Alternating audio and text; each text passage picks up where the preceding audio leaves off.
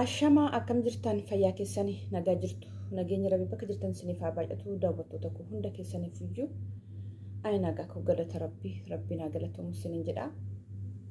Ilmaan Oromoo guutuu addunyaatti argamtan hundumti keessaniyyuu baga siniin ga'e ayyaana irreecha siniin jedha. Baga nuun ga'e baga siniin ga'e barfadheera. Ayyaana gaarii siniif haa ta'u siniin jedha. Kan egereen immoo rabbiin nuun haa ga'u siniin jedha. Hunda keessaniin iyyuu ayyaana bareedaa nuuf haa ta'u siniifis haa ta'u siniin jedha. Ayyaana bareedaa dabarsinee ayyaanni baranaa kan duraarra haddadha. Anaaf haddadha beeku anaaf haddadha. Maaliif hadda siniin waan jettan kan bara darbeerra hadda baay'ina uummataa jettanii akkasumallee uffannaa aadaa Oromoo mimmiidhagsanii warroonni fayyaa Oromoo yookiin immoo uffata faashiniiwwan diizaayinii itti baasanii haala bareedaadhaan nuuf qopheessan gamanumaan guddaa galatoomaa siniin jedha. Maaliif hambara kaanirraa hambara darbeerra haddadha. Hatta uffannumti hundumtiyyuu uffannumti kan shamarraniitis kan warra dhiiratis haala bareedaadhaan hin argee hadda baay'ee nama hawwata faashiniin isaa jechuudha. Kunis immoo haalli itti isaan hojjetan baay'ee nama ajaa'iba dhugaa rabbiif yoo ta'e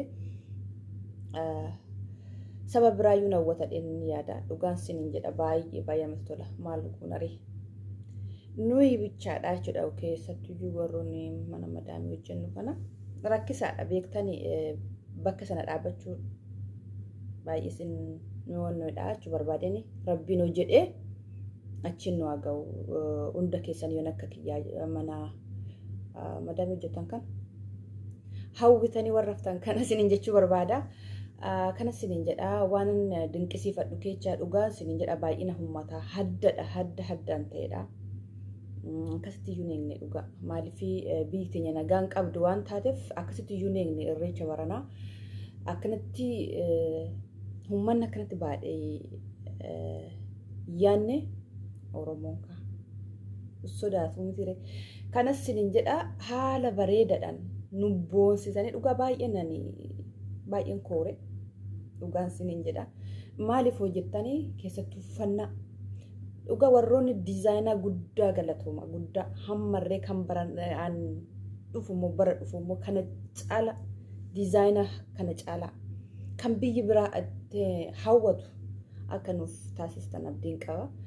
An baay'een ajaa'ibsifadhee keessattuu uffatettanii uummata baay'inaa dhugaan siniin jedhu yeroo hunda akkasitti nuuf Oromoon xiqqaa jechuu koo miti akkasitti hin baay'annu akkasitti yeroo hunda nuuf hin ta'u yeroo irreechatti dhufnu waan baay'eetu nu mudata. Kanaaf malee Oromoon xiqqoodha jechuu koo miti asirratti. Kanaaf iyyuu baay'ee natti tolee jira siniin jedha. Kan biraa immoo uffatuma warra dhiiraa faashiniiwwan garaagaraa maal isinii makana dheesinitti himuu hin danda'u. Caallee dhugaan siniin jedha caallee uffataan duraan akkanatti miti nuyi gama biraatiin illeedha malee uffata aadaa Oromoo jiraatu malee faashiniin akkanatti hin baane faashiniin akkanatti nu babal'atee hin jiru. Hambarana akkana dheesinitti immoo hin beektanii nagartanii sinis waan irraa dinqisiifachuu barbaadu sinitti himuudhaaf malee haddadhaan dhugaa akkamitti sinii ibsa warroota diizaayinii hojjettan akkamitti sinii ibsa akkamitti siniin jedha. Ani baay'een gammade kana siniin jechuu barbaada guddaa galatoomaa akkasa siniin jedha. Warroonni immoo isumallee nutti dheedatan jiru. Egaa homaa jechuu miti maaliif gaarummaadhaaf isaanis egaa maaliif nama caalachuunis hin jira. Kanarraa dubbachuun barbaadu. Kana siniin jedhaan baay'ee natti tolee jira. Isinis akka kiyyaa dinqisiifattan jira yaada. Uffata aadaa Oromoo keessaan baay'ee barsiifadhe hedduu jira. Dhugaan siniin jedha hedduu kana dheesinitti himuu hin danda'u. Sinis immoo nagartanii ilaaltanii kanaaf iyyuu kana siniin jedha. Kan hegeree immoo kan kana caala maaliif kana doon jedhin darbu jedheetanani kan hegeree immoo kana caalaa kan sabni biraa biyya biraatti dhufanii tottiin nurraa fudhatanii nurraa bitatan anoo haa taasisu siniin jedha amma soffachaa jiru dhugaan siniin jedha sabni biraa ta'ullee kana caalaa siniin jechuu barbaada ana baay'ee natti tole keessatti yoon uffata dinqisiifadhee inquuf kana siniin jedha guddaa galatooma dha warroon diizaayinaa siniin jedha galatooma siniin jedha kana gammanumaan kana siniin jedha daawwattoota fayyaa ta'a.